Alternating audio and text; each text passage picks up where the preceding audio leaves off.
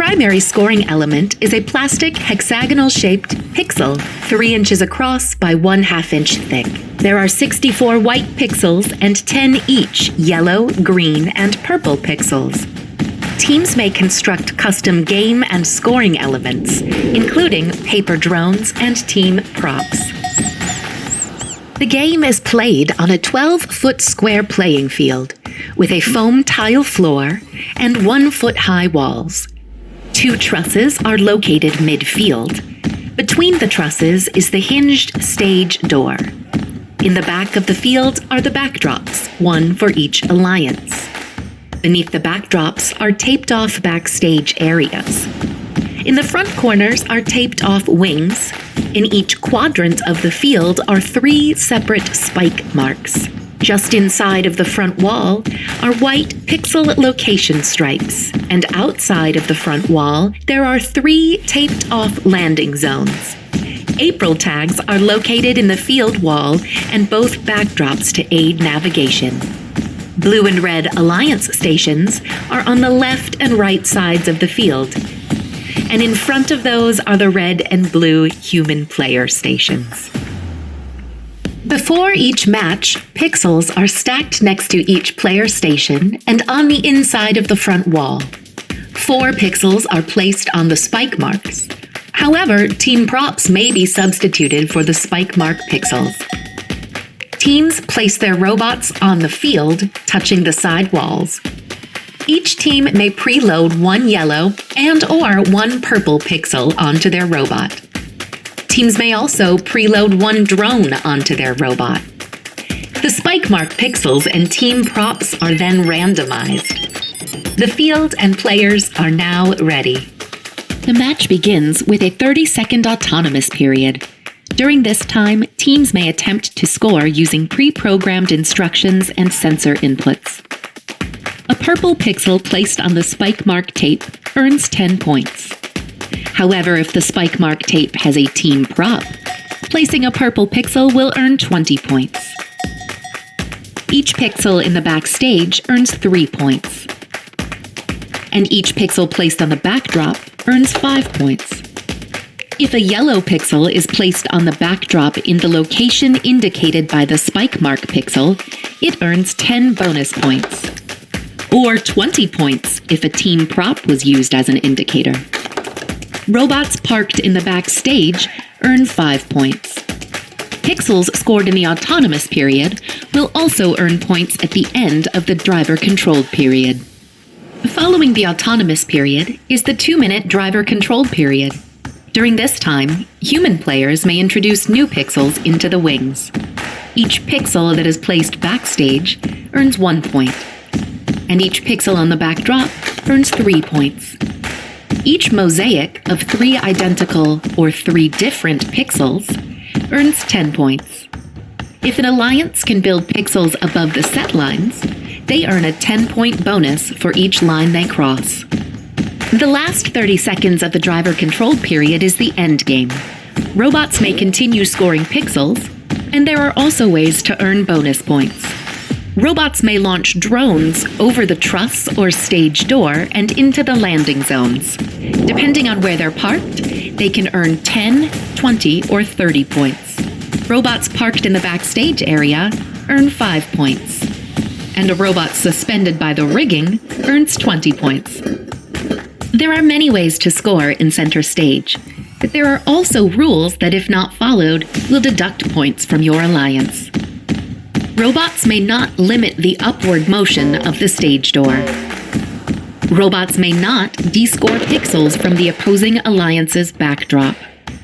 Intentionally damaging another robot is not allowed. A robot may not affect the flight of an opposing alliance's drone. A robot may not make contact with an opponent suspended from the truss.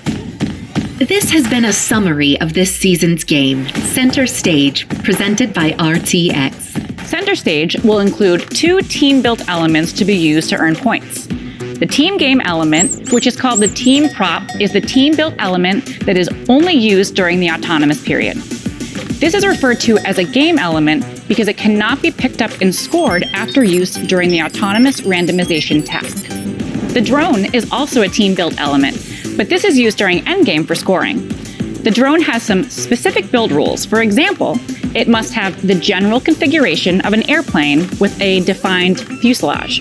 It must be built with one sheet of paper, and teams must build at least two, one red and one blue drone.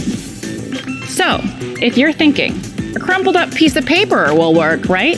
The answer is no. That would not be considered a legal drone. Make sure to carefully read the team prop and drone build rules that are outlined in the Game Manual Part 1 when constructing each of these items. New this season, we are using April tags for robot navigation and autonomous tasks.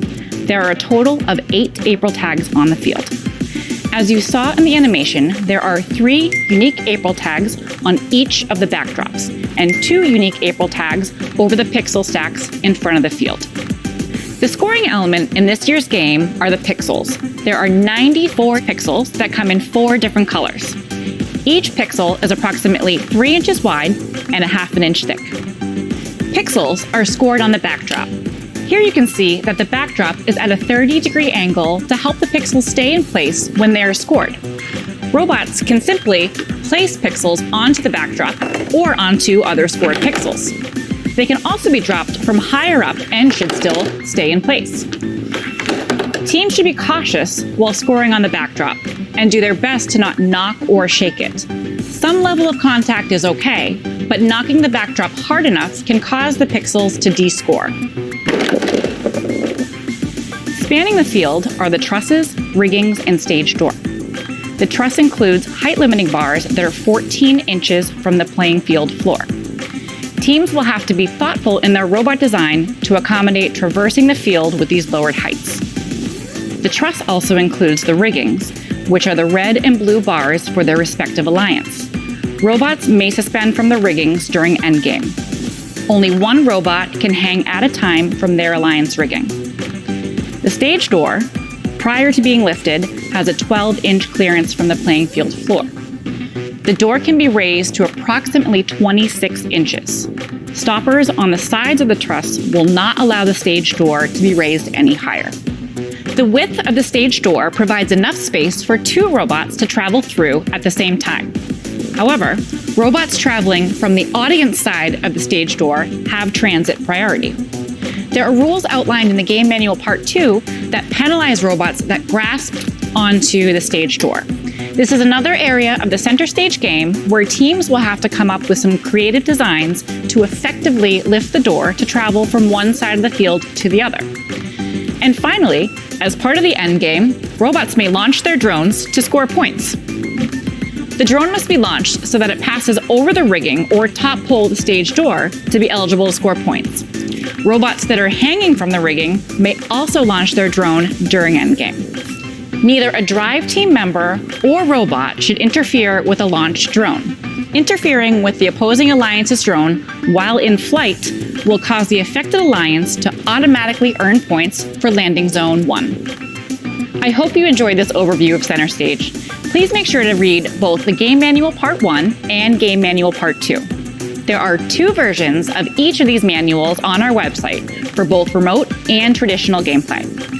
Every team is allocated 1 account to ask questions and receive official answers on the First Tech Challenge forum.